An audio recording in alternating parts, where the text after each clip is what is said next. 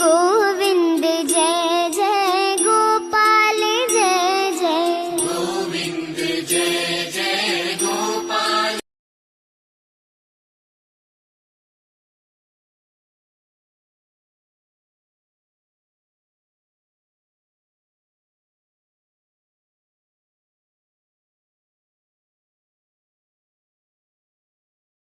प्रश्नकर्ता, ईश्वर के नाम का बार बार स्मरण, नाम जप भारत में एक प्रचलित बात है। क्या इसका कुछ विशेष महत्व है? जब तुम किसी वस्तु या व्यक्ति का नाम जानते हो तो उसे पाना सरल हो जाता है। ईश्वर को उसके नाम से पुकारने से तुम उसे अपनी ओर आकर्षित करते हो। वह किस रूप में सामने आता है? महाराज, तुम्हारी आशाओं के अनुसार। यदि तुम्हारा भाग्य अच्छा नहीं है और कोई संत महापुरुष तुम्हें अच्छे भाग्य के लिए मंत्र प्रदान करते हैं, तो यदि तुम श्रद्धा भक्ति से उसका जप करो तो तुम्हारा भाग्य निश्चित ही परिवर्तित हो जाएगा। दृढ़ श्रद्धा प्रारब्ध से अधिक शक्तिशाली वस्तु होती है। प्रारब्ध प्रायः कुछ संयोग जनित कारणों का ही परिणाम होता है और इसलिए प्रारब्ध का एक कच्चा सा बंधन होता है। आत्मविश्वास और शुभेच्छा इसे आसानी से तोड़ सकते हैं और इस पर विजय पा सकते हैं। प्रमाण प्रमस्तु। हरे कृष्ण। जब किसी मंत्र का उच्चार किया जाता है तो वस्तुतः क्या होता है? महाराज, मंत्र की ध्वनि का एक आकृति की रचना करती है जिसमें आत्मा संचरित होकर उसे प्राणवान और चैतन्यमय बना देती है। आत्मा स्वयं को किसी भी रूप में व्यक्त कर सकती है और उस रूप के माध्यम से कार्य कर सकती है।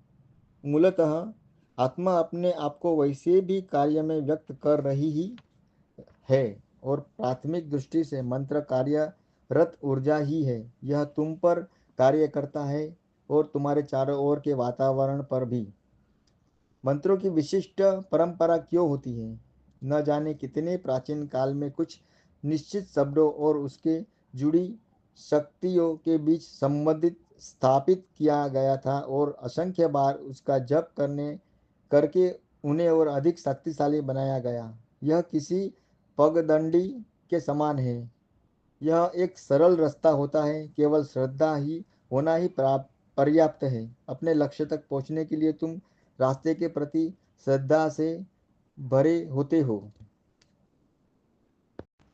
यूरोप में ध्यान की कुछ इन्हीं गिनी धाराओं के अतिरिक्त मंत्र की कोई परंपरा नहीं है। आज के आधुनिक पश्चिमी व्यक्ति को इसका क्या उपयोग है? जब तक वह महाराज बोल रहे हैं, जब तक वह इसके प्रति अत्यधिक आकर्षित ही न हो उसे कोई विशेष उपयोग नहीं है। इस विचार में दृढ़ता से निष्ठा रखना कि वह समस्त ज्ञान की आधार भूमि है एवं इंद्रियों और मन के साथ जो कुछ भी घटता है उसका शाश्वत और परिवर्तन रहित बोध मात्र है। इसके लिए उचित विधि होगी। यदि इसे अपने मन में रखते हुए वह पूरे समय सजग और सावधान रहता है तो वह जड़ता के बंधन को तोड़ने में और शुद्ध जीवन, प्रकाश और प्रेम में रूपांतरित हो पाने में अवश्य ही सफल होगा। मैं साक्षी मात्र हूँ। देह और मन को शुद्ध करेगा और विवेक दृष्टि को जागृत करेगा। तब मनुष्य भ्रम से पार हो जाता है और उसका हृदय समस्त कामनाओं से मुक्त हो जाता है। जिस प्रकार बर्फ पानी में, पानी भाप में, भाप हवा में और हवा आकाश में खो जाते हैं, उसी प्रकार देह शुद्ध बोध चिदाकाश में और फिर शुद्ध सत परमाकाश में अंतर्धान हो जाती है और यह अस्ति और नास्ति दोनों से परे है।